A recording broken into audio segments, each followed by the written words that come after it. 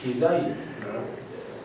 Mas Amós no norte, ele é do campo. Na verdade veio de Judá e foi para o norte. Agora Isaías é da cidade, Miqueias é do campo. E as mensagens têm lá suas diferenças, seus pontos, né? Bom, eu coloquei aqui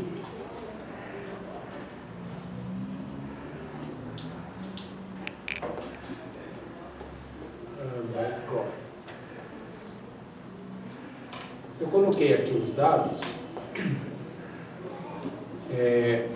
História política. É um pouco mais a cronologia, né? Nós temos aqui Osias, Azarias. Azarias, Osias é o mesmo, são nomes do mesmo rei.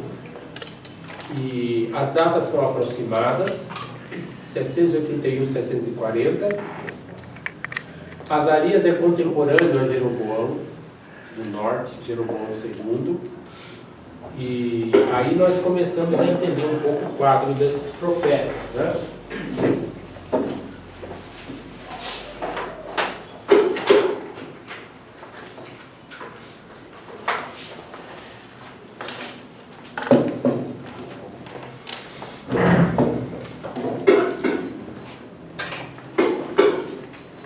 No norte, nós temos o rei Jeroboão II. No sul, primeiramente, Azarias, que é também Osias. É aquele rei que depois ficou leproso, tal, ele se afastar e tudo mais. São contemporâneos. No primeiro momento do norte, nós teremos Amós. Eu vou dar um chute aqui. É um chute teológico, tá? Mais ou menos entre 780, digamos assim, entre 790 e 750 a.C., mais ou menos. Amós está na primeira fase do reinado de Jeroboão II. Após Amós, nós temos o nosso Oséias, sobre quem falamos já no módulo anterior, que está mais ou menos em 740 adiante. Tá? Vejam que um pouco antes de Amós, na época do pai de Jeroboão II, nós teríamos Eliseu. E antes Elias, no século IX. Então nós temos aqui o papel dos profetas. No sul, mais ou menos por esta época, a caneta não está sendo muito teológica, né? Essa está melhor, está mais... É de Deus. Essa está mais calvinista aí. Então, aqui nós temos, mais ou menos por esta época, o Isaías. Na verdade, o Isaías é por ocasião do ano da morte de Osias. Certo? Podemos colocá-lo por volta de 740, 740 alguma coisa. Estou só dando os chutes aqui, tá? É o Isaías, que vai até cerca de 700 a.C., ou um pouco depois. Não sabemos com certeza. Tá? Nesse contexto, também encontraremos Miqueias no sul.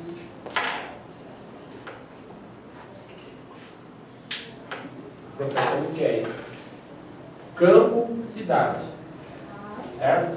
Roça, capital, Jerusalém. E assim adiante. E, nesse contexto maior, nós temos a Assíria.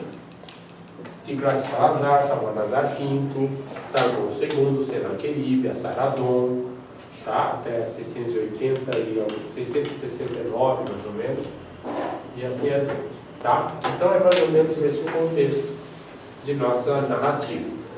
Não estamos saindo, portanto, do grande contexto da guerra sírio-efraimita, lembram que nós já falamos.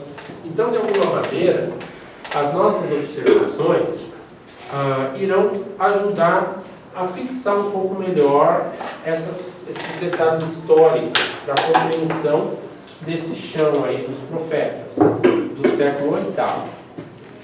Só que o nosso ponto de vista será outro. No módulo anterior, nosso ponto de vista era daqui do norte.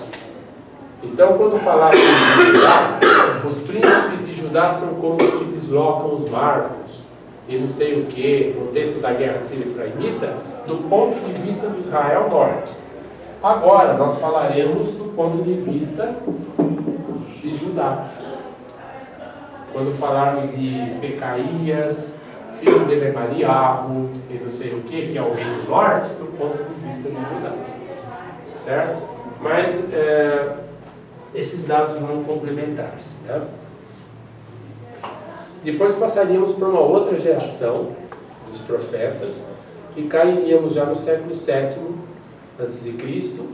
Aí cairíamos com Naum, Sofonias, Obadias, Jeremias, Ezequiel. Aí é uma outra história. E a Babilônia. Tá? Uma dica, eu acho que eu já dei essa dica para vocês, eu não lembro, mas eu acho que não é demais falar, né? É bom vocês terem um livro de história de Israel para consultar. Eu já falei isso? Não. Então eu estou falando. A Bíblia Teb e a Bíblia de Jerusalém ajudam bastante no conhecimento da história. Mas é legal, então eu vou citar aqui alguns. John Bright, História de Israel.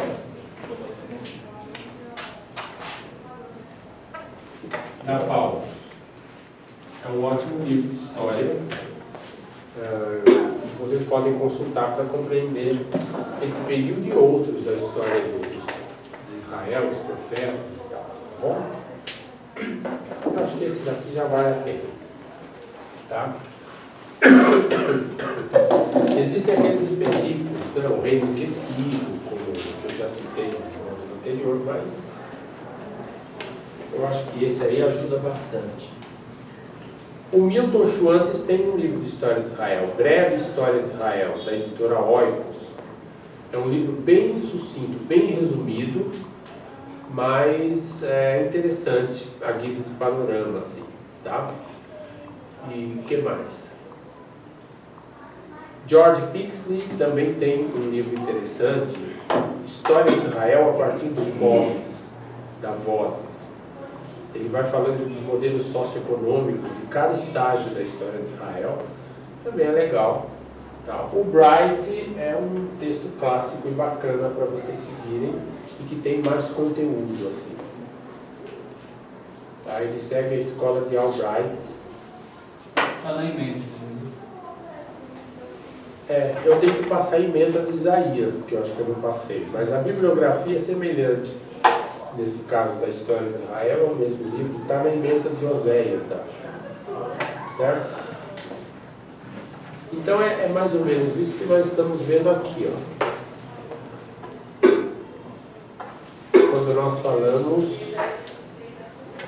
de Azarias, Osias, Jotão associado ao trono, porque o Osias ficou leproso, teve que se afastar, mas como ele não morreu, ele era rei, então Jotão se tornou rei junto com o pai. Depois Osias, por volta de 740, Osias morre, Jotão se torna o rei único, né, de Judá, e nós temos neste ano, segundo Isaías capítulo 6, a vocação de Isaías.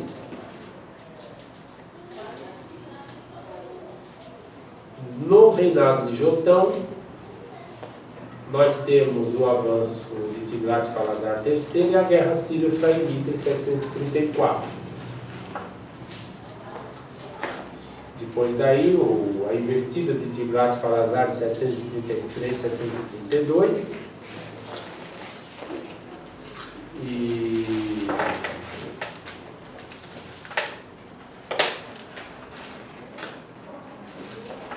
E o reinado de Acaz.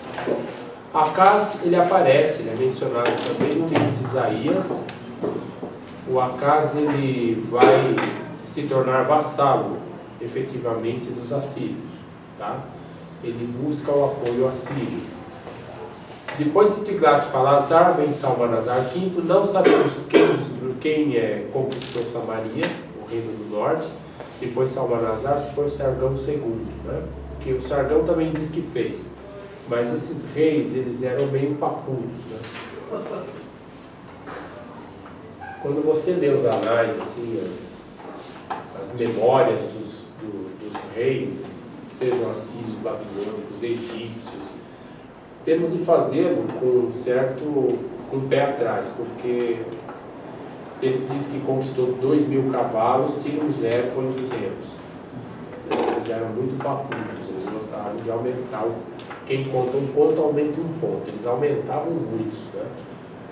Mas, de qualquer maneira, Sargão disse que tomou Samaria. Agora não sabemos se foi ele mesmo ou se foi o Salmanasar. Mas isso é detalhe, deixa para lá.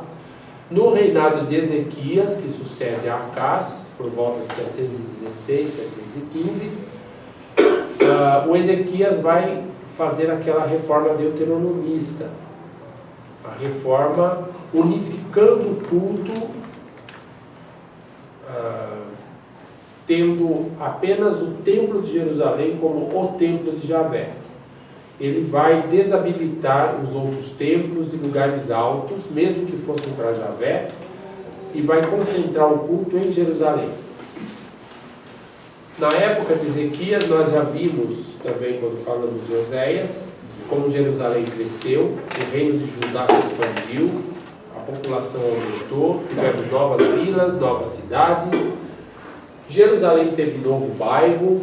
Ezequias precisou fazer novas muralhas no entorno de Jerusalém para abrigar essa população excedente que estava, né, se agregando a Jerusalém. Então, com tudo isso, a cidade cresce. Ezequias implementa sua reforma religiosa e política, porque na verdade ele está fortalecendo a cidade de Judá e fortalecendo o sistema político para aguentar o tranco dos assírios, porque ele se revoltou contra o rei assírio. O rei, na época, era Sargão, depois Senaqueribe, né? Então, quando ele se revolta, ele está se preparando para aguentar agora o avanço dos assírios. Na verdade, aguentar mesmo ele não aguenta. Os assírios, eles assolaram a maior cidade forte de Judá, depois de Jerusalém, era Laquish. Laquish foi tomada, foi destruída. A população foi para o exílio, né? E ficou só Jerusalém. O Senaqueribe, ele conta nos seus registros, ele diz o seguinte: eu mantive Ezequias preso em Jerusalém como se prende um pássaro na gaiola. E ele foi obrigado a me pagar tributo. Ele viu tributo em mulheres, riquezas, ouros, um monte de coisa, e aí eu deixei o cara em paz. Então, o assírio se gabando, né? Ele não diz que ele perdeu soldados lá, nada disso. É óbvio que não diz. Eles não gostavam de contar os fracassos, só contavam as vitórias, né? Certo? Então é mais ou menos essa ideia. Vocês têm um mapa aqui também, o Reino do Norte e o Reino do Sul. Aqui só está Reino do Norte, mas na verdade é Reino do Norte e Reino do Sul, né? Vocês veem Judá, Israel no norte e Judá no sul. Na época de Ezequias, depois de 722, essa parte verde aqui não existe mais. Será a província dos assírios. Só ficaremos com a parte roxa, que é Judá, com capital em Jerusalém, tributária dos assírios, pagando tributo aos assírios. Certo? O filho de Ezequias foi Manassés. Manassés é de má memória na Bíblia. Foi um rei assim de má memória, né? Segundo Israel Finkelstein, nessa época do reino de Manassés, isso é ele quem diz a partir da leitura que ele faz dos vestígios arqueológicos, tá? Aí precisamos ver outros também, mas ele diz que Judá teve um momento de prosperidade. Ele estava amparado pelo Império Assírio. Ele tinha que pagar muito tributo para os assírios, mas os assírios também investiam, né? É claro, porque, em primeiro lugar, nós temos a produção. A Cefelá, por exemplo, é uma área produtiva em Judá. Por outro lado, nós temos Judá como a ponte para o Egito. Os assírios, na verdade, queriam o Egito. Então, temos que manter. Se eles pagam tributo para a gente, nós também os ajudamos para que eles desenvolvam e fiquem mais ou menos relativamente felizes, porque assim nós podemos garantir essa passagem do Egito. E eles conquistaram o Egito, o norte do Egito, por um tempinho, mas conquistaram, tá? E assim vai. Então esse é o nosso contexto do profeta. Alguma pergunta, alguma observação? Antes de passarmos para o livro do profeta Isaías?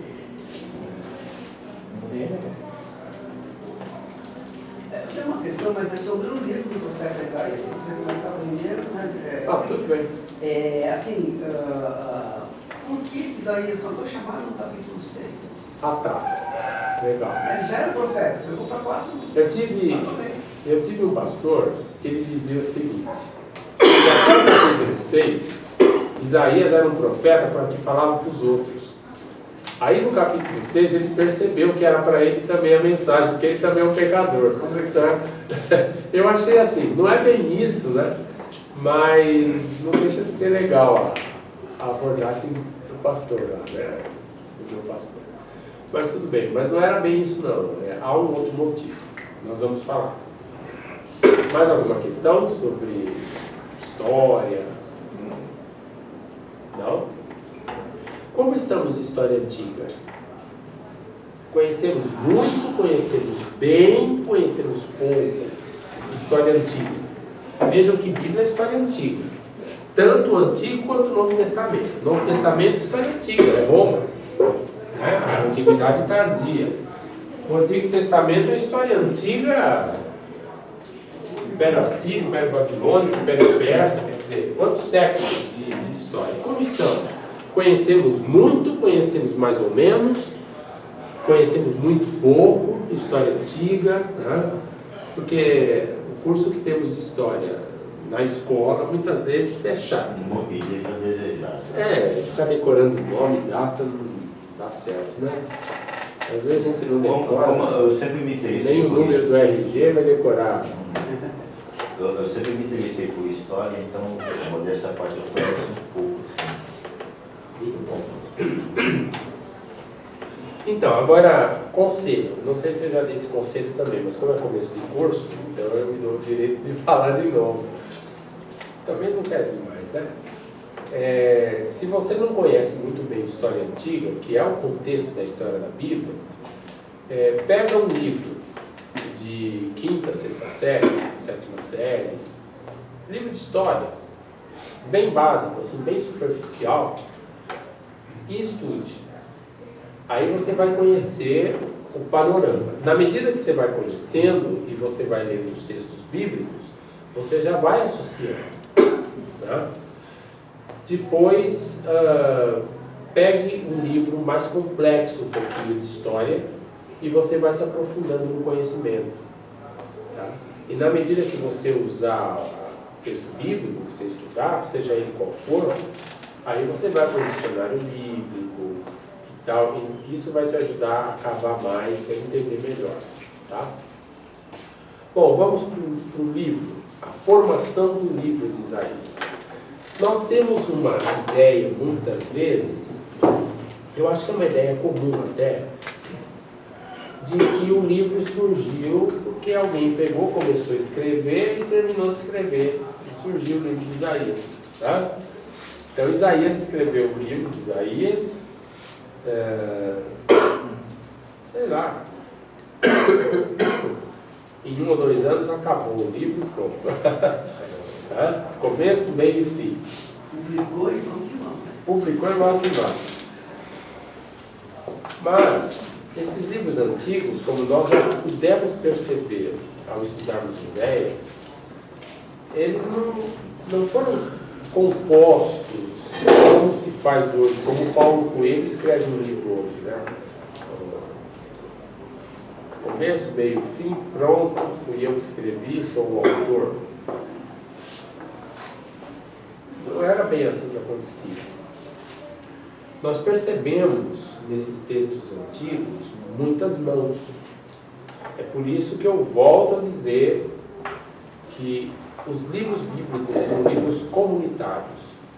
Na verdade, são livros escritos pela comunidade. A comunidade de fé, ao longo de sua história, com suas experiências, vai deixando as marcas dessa experiência no texto. Aí eu me lembro de... Eu não sei se já passei para vocês esse exemplo, um texto de Calbart. Não sei se quando eu falei de Oséias eu disse isso. Vocês vão me dizer se eu disse ou não. Calbart escreveu um artigo, Revelação, Igreja e Teologia. É o título do artigo. Então ele vai discutir o que é revelação, o que é igreja e o que é teologia, a partir de sua teologia, né? E é bem interessante, porque quando ele fala o que é revelação, ele diz o seguinte: revelação é mais ou menos, acontece com a revelação o que acontece com o exército. Tem um exército em guerra, aqui tem o front, aqui tem a retaguarda, né? Esses soldados que estão no front, de repente, de uma noite, eles são atacados de surpresa por um inimigo muito mais forte que eles. E esse ataque causa um impacto. É óbvio que vai causar um impacto. Eles serão impactados com esse ataque do inimigo muito mais forte e de surpresa. E eles escrevem, na época, vamos dizer, um telegrama na época, né? Não havia computador, não havia nada. Então eles escrevem uma mensagem, que enviam uma mensagem para os que estão na retaguarda. Essa metáfora do Calbart é bem legal, porque o que ele faz a distinção do que é revelação e do que é escritura. Revelação é esse, digamos assim, é essa investida do adversário mais forte que causa um impacto nos soldados que estão no front. E eles sentem a necessidade de mandar a mensagem. Esses soldados que estão no front são os apóstolos e profetas. Foram aqueles que foram impactados com a revelação na história, na sua vida, mas essa revelação sempre é comunitária, não é uma pessoa, ponto final. Porque senão não existiria a mensagem, não existiria a escritura. A Bíblia, ela é comunitária. Então, a revelação vai impactar apóstolos e profetas inseridos na comunidade, né? A mensagem que eles escrevem para os que estão aqui atrás, que somos nós, que estamos na retaguarda, são as escrituras. Então, as escrituras sagradas não são, na abordagem de Calbart, a revelação por si mesmas.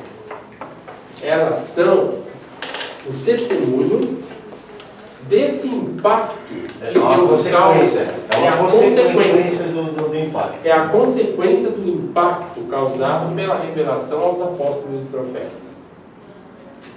Só que, para nós, também são revelação. Porque nós só vamos conhecer o Deus que se revelou aos apóstolos e profetas por meio das Escrituras. Né?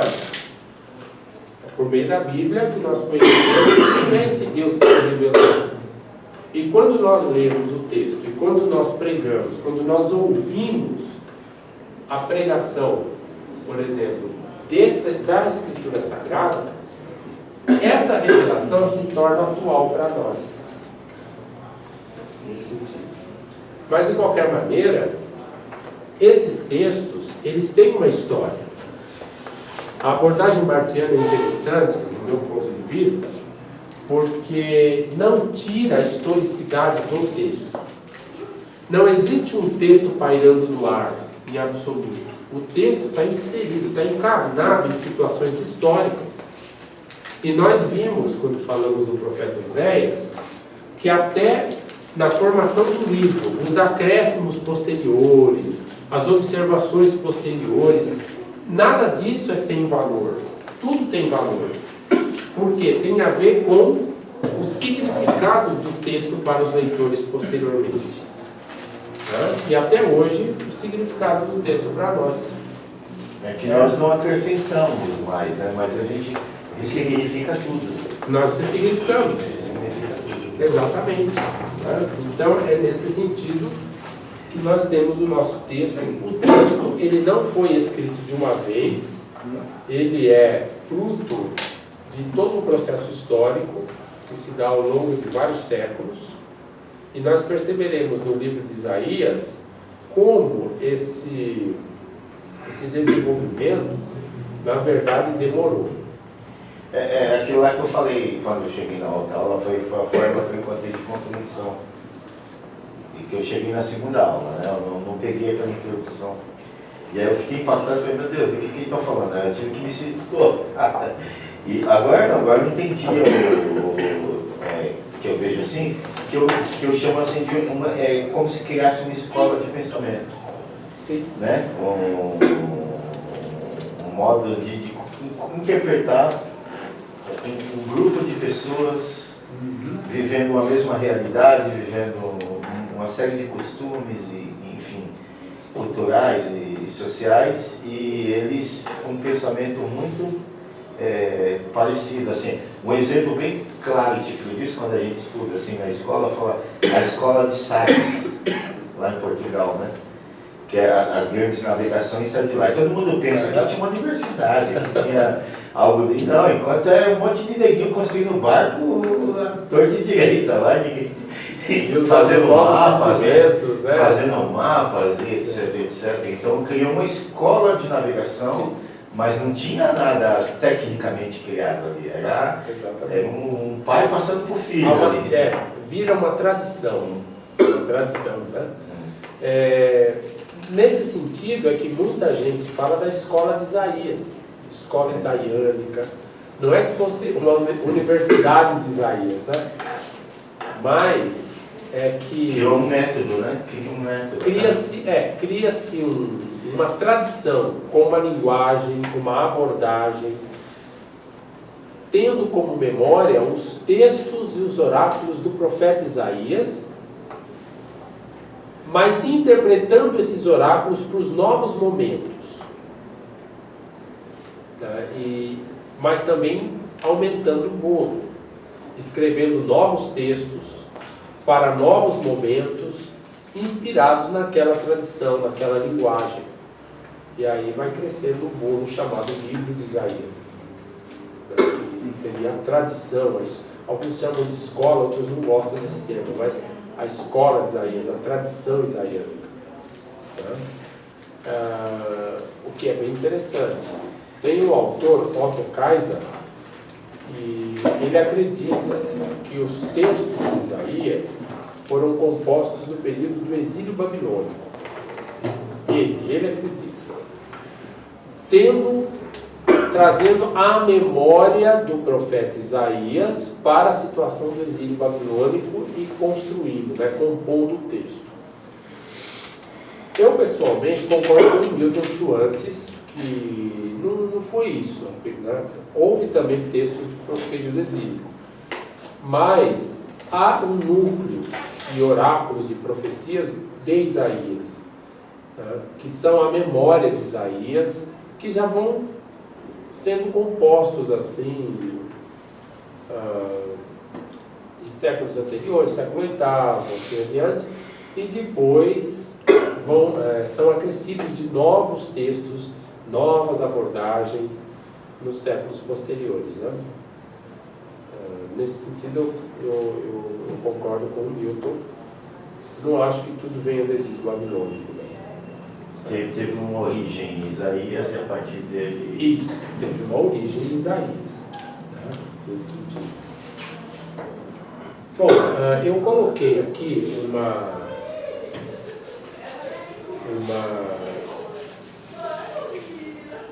um esboço do nosso livro de Isaías. Deixa só o meu...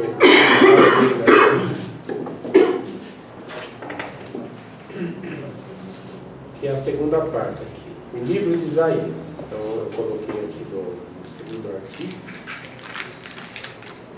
o livro de Isaías.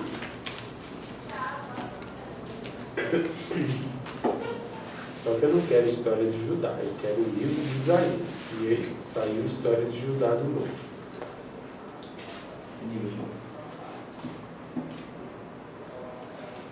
Vocês conseguiram abrir?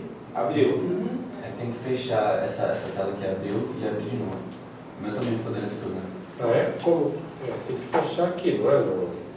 Ah, fechei. Agora estou abrindo Assim, o livro de Isaías. Ah, sim. Eu mantive a introdução que eu coloquei para Oséias, falando da terminologia, o que significa o termo profeta, profetizar e assim adiante. Eu vou pular essa parte, depois vocês leem, tá? Vamos falar da estrutura. a gente está no livro, né? O livro de Isaías. Então, a estrutura do livro de Isaías. Nós temos aqui, o livro de Isaías divide-se em 3 grandes partes. Tá? Do capítulo 1 ao capítulo 39 é chamado de primeiro Isaías ou proto-Isaías. Do capítulo 40 ao 55 nós temos o segundo Isaías ou Deutero-Isaías. E dos 56 ao 66 nós temos o terceiro Isaías ou trito Isaías. Tudo bem que esse tipo de abordagem não é aceita por todo mundo. Existem escritores, estudiosos muito mais conservadores que preferem dizer que é um Isaías só. Porém, há muitos conservadores que também abrem para essa abordagem de 2 ou 3 Isaías. Então, isso é uma questão muito discutida. Eu aceito a ideia de que nós tenhamos 3 Isaías. Tá?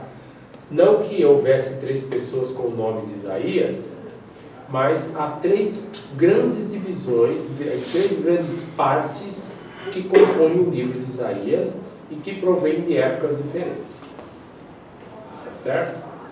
A primeira parte, do capítulo 1 ao 39, contém oráculos do profeta Isaías, que vem da época do profeta Isaías, que viveu no 8º século a.C. Embora tenhamos nessa primeira divisão também muitos oráculos posteriores da época do exílio babilônico. Depois nós vamos ver alguns aqui, tá?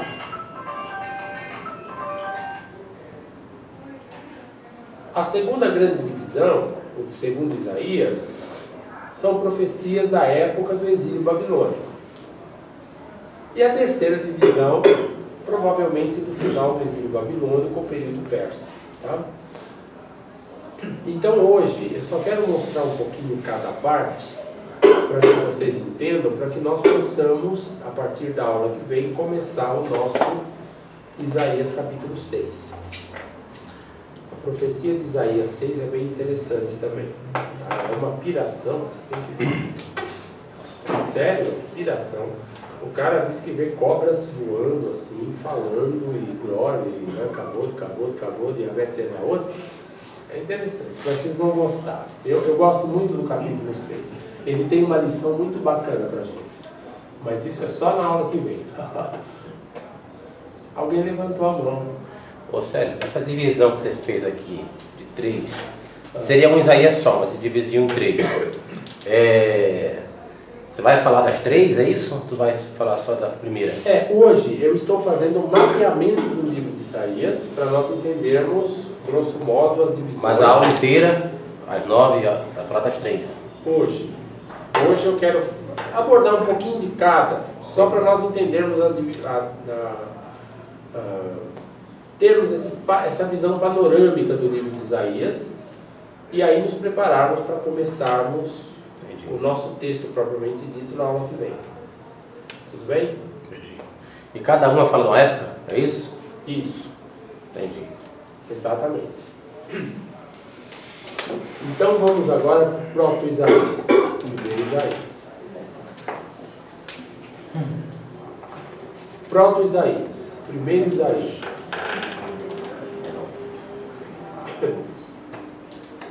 Do capítulo 1 ao capítulo 12, nós temos oráculos do profeta Isaías, do 1 ao 12. Tá? São de momentos diferentes da história. Alguns acreditam que oráculos entre o capítulo 1 e o capítulo 5, grande parte dos oráculos vem de uma época anterior à Assíria. Então vem mais ou menos do começo do reinado de Jotão.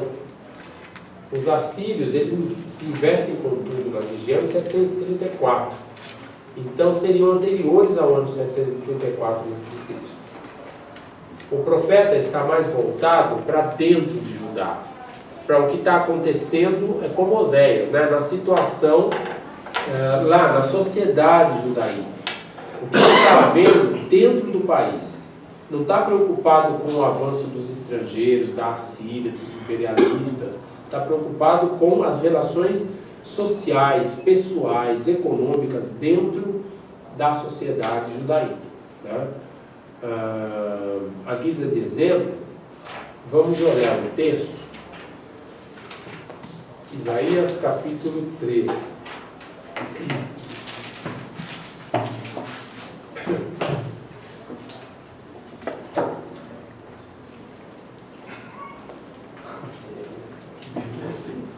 Versículo 13. Isaías 3,13. Um exemplo, tá? Yahvé levantou-se para acusar, está em pé para julgar os povos. Yahvé entra em julgamento com os anciãos e os príncipes do seu povo. Fostes vós que puseste fogo à vinha, o despojo tirado ao pobre está nas vossas casas. Que direito tendes de esmagar o meu povo e moer a face dos pobres? Oráculo do Senhor Yahvé dos exércitos. Então é um exemplo. Ele está falando. É Oséias de novo? Parece Oséias, né? Mas não é. Parece o Israel do Norte, mas não é. Agora é Judá, é Jerusalém. E Isaías e Oséias foram no mesmo período, no mesmo tempo? Só em lugares diferentes? Só em lugares diferentes. Ó, Isaías está aqui, desde mais ou menos 740. Oséias também, mais ou menos de 747 ou 740. Até pouco antes de 722. Isaías vai nessa época até cerca de 700, mais ou menos. Então vejam que o período do ministério de Oséias é contemporâneo ao período do ministério de Isaías. Só que Oséias está lá no norte, Samaria, Betel, o reino do norte. E Isaías está em Jerusalém. Mas Sérgio, você explicou para nós que houve acréscimos do sul, mesmo em Oséias, que o sul adotou as profecias de Oséias. Então essa influência já fica bem clara aí. Eu estava pensando... Parece que continua Exatamente. a mesma linha de pensamento. Sim, eu estava pensando em dar prova para vocês de Oséias, mas não vou precisar, vejo que vocês pegaram tudo. Né? É o seguinte, é porque... Por conta da... continua. É que na época de Oséias, o reino de Israel caiu. Então, os assírios vieram. Eles dominaram, controlaram toda a região da Galiléia, levaram o povo cativo, depois aí tomaram Samaria. Então, nesse processo de queda, no contexto da guerra, muita gente correu, fugiu para o sul, para Judá. Levou essa realidade. A população aumentou e eles levaram as tradições, certos textos, como textos de Deuteronômio, textos de Amós, textos de Oséias, eles levaram para o sul. E a população do sul adotou esses textos, absorveu esses textos e passou a ressignificar o texto. Então, quando diz, Judá será salvo, é um judaíta que está escrevendo quando lê Oséias. Então, é isso que ele está dizendo, né? E o Isaías está aqui nesse contexto. Agora vejam, há muitas profecias de Isaías e em grande parte, Isaías capítulo do 1 ao 5, que não se referem aos assírios. Um ou outro trecho parece falar de Judá na ocasião da invasão assíria, que Judá ficou desolada, cidades desoladas, mas em grande parte eles ainda não se referem aos assírios. Estão falando de justiça social, como esse texto que nós lemos. Ou então quando fala, Jerusalém era uma cidade que aplicava justiça, mas não existe mais justiça. Então nós temos aí uma questão mais de justiça social, possivelmente num contexto anterior aos assírios, anterior a 734. Né? Então nós percebemos que um trecho do livro, que começa no capítulo 1, versículo 2, porque o versículo 1, o primeiro versículo do livro, visão, diz o que teve Isaías, filho de Amós, é um título ao livro todo, quase, de Isaías. Né? O Milton acha que até o capítulo 39, o próprio Isaías. Então é posterior. Mas nós temos no versículo 2 já coleções de profecias do profeta de Isaías. O capítulo 1, do versículo 2 ao 31, contém pelo menos 5 trechos, 5 oráculos do profeta Isaías. Então vejam, esses livros acontecem assim. Né? Imagine que na época não existia livro como hoje, assim, volume. Né? Eles escreviam, muitas vezes, era em tábuas, ou em papiro, ou em couro, em rolos. Então, eles iam fazendo as coleçõezinhas dos ditos do profeta. Né? Você faz aí a coleção do profeta Isaías, você já traz da memória outros ditos do profeta e está aqui e você está lá com outros ditos. Com o tempo, alguém pega o que você escreveu e junta num rolo maior. E depois junta o que você escreveu também. E aí vai confeccionando. E na medida que confecciona, vai lembrando, puxa vida. Mas eu estou numa situação semelhante, porque eles estavam com os assírios. Mas eu estou na Babilônia. Então eu coloco também textos da Babilônia. E aí eu vou crescer. O livro vai crescendo com o tempo. Né? Alguém ia dizer alguma coisa? Antes de ter sido escrito, os livros, eles eram falados também, antes de serem escritos, por exemplo, em família ali, para os filhos, e as histórias eram contadas de pai para filho, assim, não escrita, não foi dessa forma. Tradição oral. Isso, tradição oral. Sim, imagine o profeta Isaías. O profeta Isaías, todo profeta tem um lugar social. Nós já falamos também isso em outros momentos. Né? Todo profeta tem um lugar social. Ou eu sou primo do rei, e eu sonho tudo de bom que vai acontecer com o rei, e eu como, almoço, janto na mesa do rei, né? E eu sou um profeta da situação, porque o meu partido está com tudo. Ou eu sou alguém que vive numa outra situação naquela sociedade, sentindo as consequências de quem está comendo lá o caviar na mesa do rei, porque eu não tenho nem feijão para pôr na minha panela. Então, as situações são diferentes. A partir do meu grupo, também tem pessoas que vão falar em nome de Deus. Então, o profeta tem um lugar social. A partir daí, nós temos os ouvintes. E tem gente que gosta de ouvir o que eu estou dizendo. Tem gente que concorda. E mesmo que mais para frente eu venha a morrer, né? Eu não, porque comigo ninguém ia concordar nada, mas o Isaías lá, né? Ele venha a morrer, há pessoas que vão continuar cultivando e passando adiante o que o profeta falou, né? E normalmente os oráculos são na forma poética. Significa que é mais fácil de guardar, de gravar. Como se fosse música. Como se fosse música. Então, aquele círculo mantém viva a palavra do profeta. E vai passando adiante.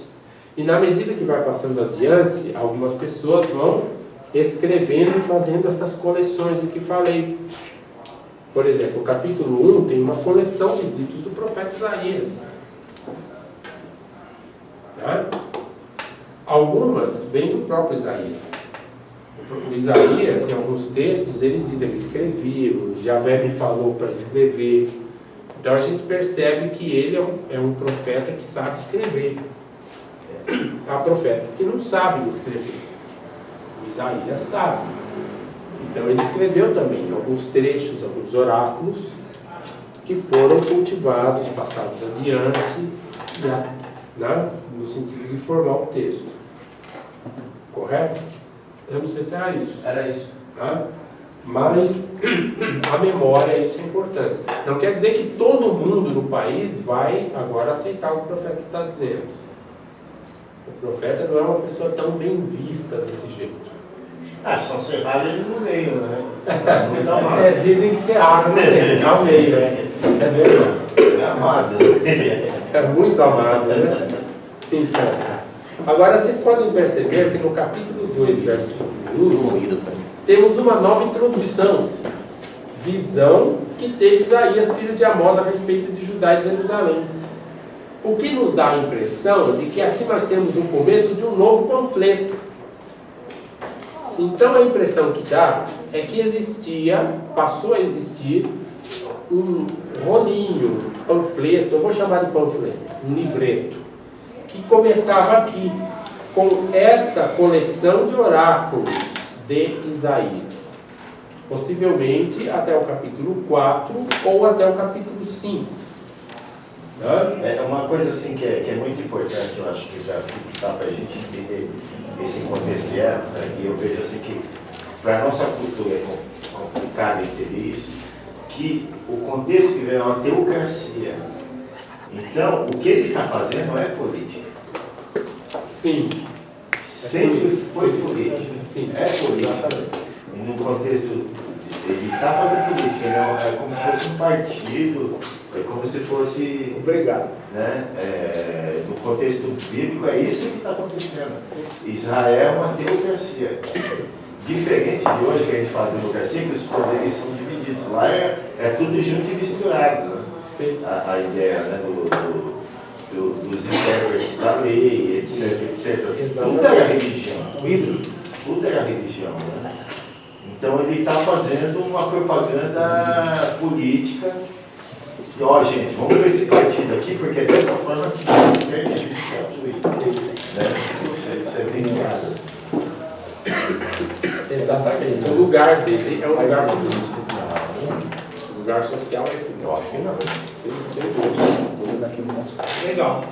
E em termos literários, nós percebemos algumas marcas no livro de Isaías. Por exemplo, o capítulo 2, visão que teve Isaías, filho de Amós, a respeito de Jerusalém, dá a impressão que é um cabeçalho. É o começo de um livreto, de um panfleto. Com o tempo, agregaram-se esses oráculos do capítulo 1, porque o livro não era dividido em capítulos. Desculpa por ignorância, mas os profetas, de uma maneira geral, eles tinham outras profissões, não eram sacerdotes. Então, Como que acumulavam as funções? Viviam do quê? De donativo do povo? Que nem se falou, isso é da cidade. o Isaías, O Isaías é um profeta, uma pessoa instruída. Sabe Ele escrever. sabe escrever. Ele pertence, é provável, pelo menos dizem, né? E a tradição, tal, não sei até que ponto a tradição é verdadeira, mas é provável que ele seja da corte. Ele seja uma pessoa vinculada à corte. Sangue azul. Sangue azul, embora em alguns momentos parece que ele está meio que afastado, né? A sua consciência o afasta daquela vivência. Mas o que ele fazia especificamente?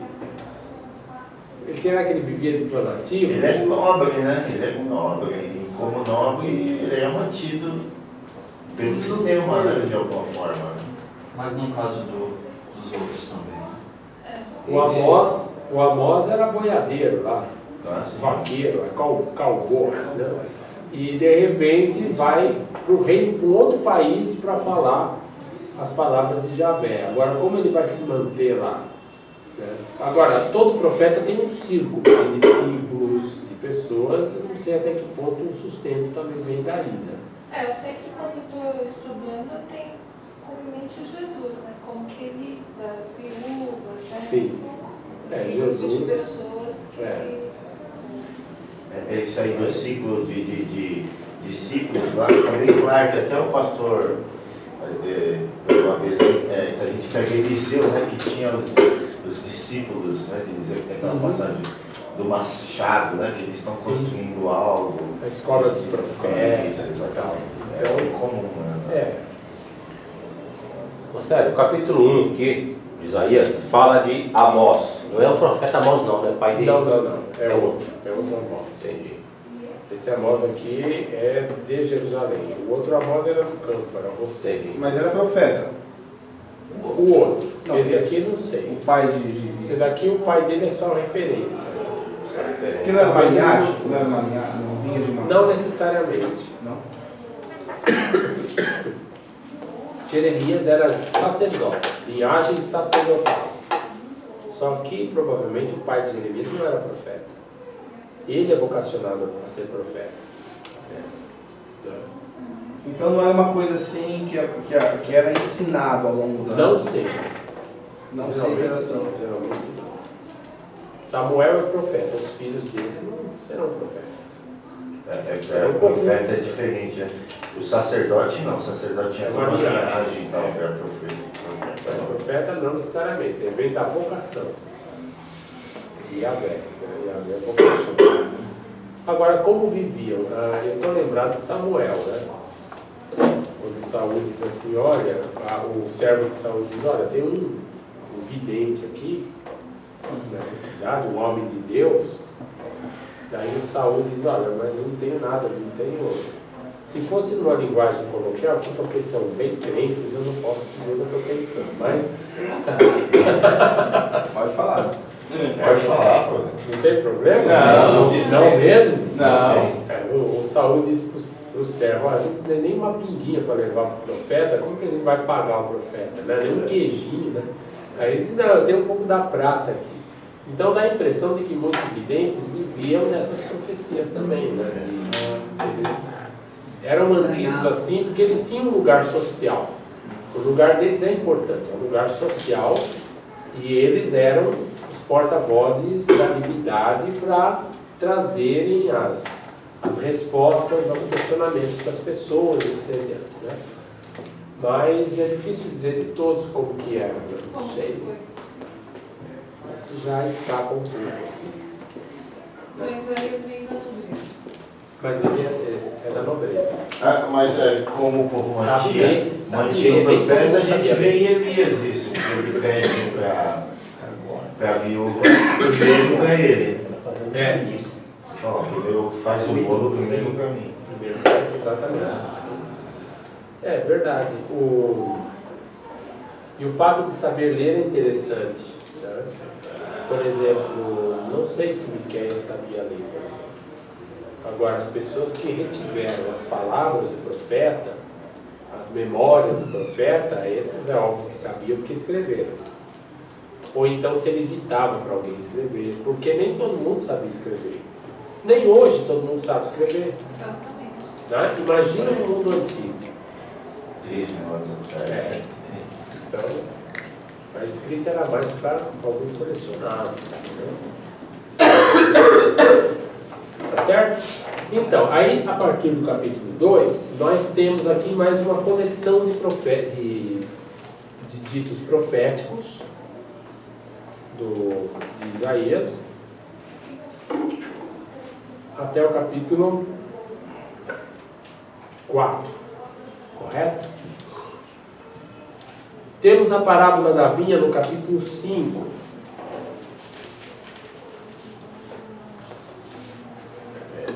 O Milton diz que esse texto prepara para o núcleo, que é o capítulo 6, do 6 ao 9. Tá? Essa canção da vinha. E é interessante que a vinha ela é uma metáfora usada em Oséias, capítulo 10. Vinha exuberante a Israel, produz muito fruto, né? Tal. Ezequiel vai falar da vinha, os profetas falarão, Jesus vai falar da vinha. Então, é interessante como essa metáfora ela vai perpassando os profetas até Jesus, certo? Mas aqui o Milton diz, ela está preparando para o capítulo 6. No capítulo 6, nós temos já um texto chamado Livro de Emanuel, capítulo 6 ao 9, ou até o 10, certo?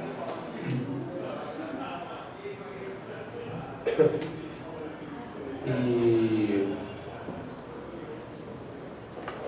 todo esse trecho, na verdade, vai finalizar no capítulo 12 com o Salmo. O Salmo finaliza o capítulo 12. A partir do 13, podem perceber que nós temos uma coleção de oráculos contra as nações. Só que nem todos esses oráculos são da época do profeta Isaías. Por exemplo, capítulo 13 é contra a Babilônia. Capítulo 14, contra a Babilônia. Babilônia está fora de contexto. A Babilônia, ela só está no contexto, digamos assim, da história de Israel, nos séculos, do fim do século VII para o século VI, período do exílio babilônico. Tá? Não é mais a época de Isaías. Isaías está aqui, no contexto assírio. Portanto, esses oráculos de Babilônia são textos posteriores que foram acoplados ao livro de Isaías. Portanto, os oráculos de Isaías nós os temos até o capítulo 12. Alguma coisa teremos depois também, é óbvio. Mas essa nova parte, seção do livro de Isaías, oráculos contra as nações, contém muita coisa posterior, tá? Como é o caso do capítulo 13 e do capítulo 14. O capítulo 14 usa aquele poema do Lúcifer e tal, para se referir à queda de Babilônia, né? Do Império Babilônico. Aí fala da Síria, dos filisteus, Damasco, Israel, Moabe. Alguns textos provavelmente são da época de Isaías e outros, como eu falei, não são. Capítulo 21, a queda de Babilônia. Oráculo a respeito do deserto do mar, como os furacões que percorrem o Negev. Parari, parará. Alguma profecia dessa de Isaías, ele viu se cumprir? Alguma dessas? Bom, o que Isaías viu foi no contexto da Síria. Né? Ele fala de Israel, fala de Samaria. Nesse sentido, sim. Mas alguma ele estava junto? Sim, ele estava junto. Agora, de Babilônia, nem foi ele quem falou, né? Porque é um outro contexto de 2, 3 gerações posteriores. Então, não é mais ele. Sério, no caso de Oséias e o Isaías, a gente aqui observando você falar, você percebe que é muito ligado, né, assim, a forma que Deus usava os dois para poder falar com o povo e principalmente ligado à justiça, à prática da justiça, né? Parece que até o mesmo livro tá junto ali, assim, pelo menos é o que eu estou entendendo. No caso de Isaías, por ele ter sido um profeta messiânico, isso foi o que destacou ele em relação a mais, assim, a nós que hoje vemos, né? Do que Oséias, e por quê? Se não foi isso, existiu alguma outra coisa que Isaías tinha que deixava ele ser mais... Que outro profeta não tinha. Exato, mais visto, mais lembrado, ou só pelo fato de ter sido um profeta messiânico? A história. Nós dizemos que ele foi um profeta messiânico da ótica do cristianismo. Isso. A partir da ótica do cristianismo. Bom, é bem interessante, porque se nós pegarmos Isaías, Jeremias e Ezequiel, os 3 livros têm praticamente, uns mais, outros menos, mas praticamente a mesma extensão nesse sentido. Eu acho que isso mostra como o profeta Isaías, ele realmente, como é que eu posso dizer, ele teve peso na tradição. A tradição que se formou em redor do profeta Isaías é uma tradição que teve muito peso, tá? E carregou esses oráculos e essa memória ao longo de tantos séculos, passando pelo exílio babilônico e ressignificando toda essa história a partir das memórias do profeta Isaías. Mas eu acho que o contexto que ele vivia como nobre e saber do ler e escrever facilitou que as profecias dele disseminassem de uma certa forma. Talvez, né? Influenciou um pouco mais. Talvez por ele ser judaíta também. Oséias não era judaíta. Oséias veio do norte. Eles trouxeram os textos de Oséias do norte. Porque a impressão que dá é que... Então ele não criou, o Oséias não criou uma escola, mas criou. Eu vou tentar dizer... Isaías, para mim, Isaías, ele segue essa história. Os caras... É legal isso. Ele segue É legal o que você está dizendo, né? Ele segue isso aí. A impressão que dá para nós é que Isaías, ele era bem diferente mesmo, assim. Ele era uma pessoa especial. Assim, da ótica que eu digo, quando se fala do texto de Isaías. Cristianismo. Eu percebo assim, pelo pouco que eu percebi, ele adota Cristianismo. o jeito de o pensamento de Oséias, ele essa cultura que veio do norte, que foi absorvida pelo sul, e ele continua, a partir dessa linha de pensamento, ele continua. É isso que só que, vamos dizer assim, Oséias, né, o pensamento de Oséias veio de uma turma que estava perdendo, né, deu ruim, né? Deu ruim para eles e eles tiveram que sair correndo. E enquanto isso, Isaías ainda deu tempo da ideia fomentar no sul. Só que, por outro lado,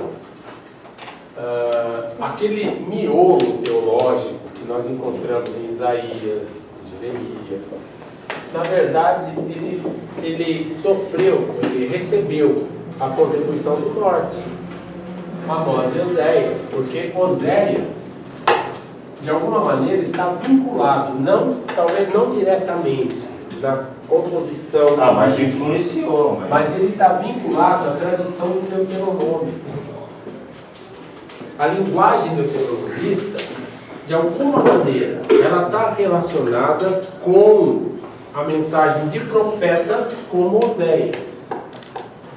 Né? Ressignifica o pensamento dos deuteronomistas, né? E o Deuteronômio, ou a tradição deuteronomista, vai servir de base para a reforma de Ezequias em Judá.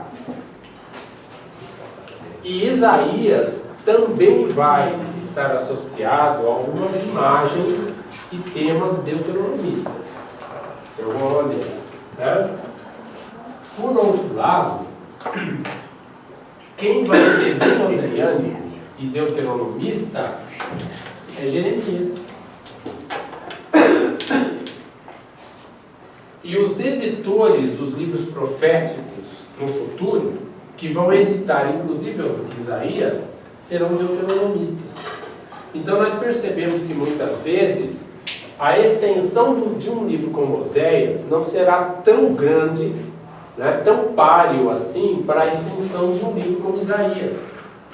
Mas o espírito, a mentalidade, o discurso, a teologia presente em Oséias DNA dele, o o DNA. DNA vai definir todo o cânon Entendi.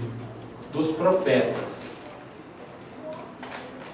Tanto dos profetas anteriores, que para nós são os livros históricos de Josué a 2 Reis, tirando o livro de Ruth, quanto dos profetas posteriores, que serão os que vão de Isaías a Malaquias.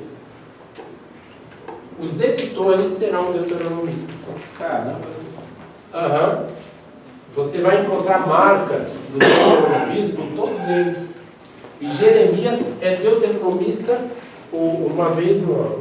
Isso sempre foi no bate-papo. Foi sempre nos bate-papos de almoço e corredor. Então, Oséias acaba sendo, a linguagem de Oséias acaba sendo uma base então para os demais. Acaba sendo a base para os demais.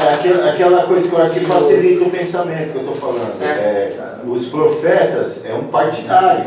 Nós estamos falando de política. Exato. Essa política permeia todo o pensamento. Só que os profetas contrários caíram fora. Só os profetas que seguiam essa verdade. E o Milton fez essa observação uma vez num bate-papo comigo, uma conversa. Tipo, foi na praça de alimentação, a gente almoçava já e falava. Jeremias descobriu, ou redescobriu, ou reutilizou Oséias. Muitas vezes ele e Ezequiel vão desenvolver metáforas. Haverá desenvolvimento de metáforas inspiradas em Oséias. A teologia, o culto ao único Deus, contra as imagens e tudo mais. É um desenvolvimento deuteronomista que encontra solo fértil, porque o solo é Amós e Oséias. Agora, como é importante, né? Eu estou percebendo aqui agora. A gente não se ouve falar muito de Oséias, mas esse cara aí tem uma ligação com todos os outros profetas à frente. Perfeitamente. Ficou bem claro essa correção da corrente. Está claro aí? E você ia contar da história de corredores aí? Esse daí do Milton, a história do corredor, muitas coisas. É interessante que o Milton me falou isso, né? E depois eu fiquei pensando, não é que tem razão? Jeremias utilizou Oséias, ele se inspirou em Ele é como Oséias. se fosse um pai dos profetas. O Oséias. Oséias? Nesse sentido, Nesse sentido de termos de certos temas, linguagem, teologia. O que ele defendia, né? O que ele defendia. Na verdade, o Milton diz que Jeremias, ele descobriu, ele redescobriu Oséias. E é bem interessante, porque o livro de Jeremias é um livro deuteronomista. Plenamente, profundamente deuteronomista. Né? E nós percebemos as marcas do deuteronomismo na confecção de todos os livros proféticos, porque os editores, as edições desses livros ocorreram do exílio para adiante, né? Do exílio babilônico para adiante. Pega todos esses textos, compila eles. E faz as edições com base na teologia deuteronomista. E Oséias está na base desse deuteronomismo. Tudo começou em relação à profecia em Oséias, ou antes dele já existia... Amós. Não, sim, antes deles dois. Já existiam. Já os existia profetas, já antes. existiam. Só que é interessante. Mas não era essa profetas- linha. Hã? Não era a linha Deuteronomista. Isso. É um problema.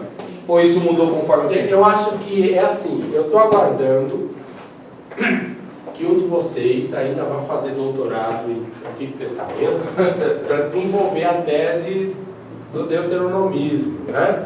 Porque possivelmente o próprio Oséias ele vai se inspirar em tradições tribais, o direito tribal, uma série de coisas que vão compor o deuteronomismo. Não é que Oséias inventou o deuteronomismo. Não, ele não inventou. Mas ele, o seu texto, a sua mensagem, deixaram marcas que contribuíram para o desenvolvimento dessa tradição deuteronomista, que encontrava elementos férteis na tradição de Israel. Israel tribal e tudo mais. As relações tribais, relações sociais, religiosas, econômicas, que se contrapunham à monarquia, né? É o Nabote versus Acabe e Jezabel. O Nabote é que perde. mas a tradição dele é que vigora. É mais ou menos isso. Caramba. Então é um quadro assim maluco, né? Mas é muito interessante. Muito bom. É muito interessante.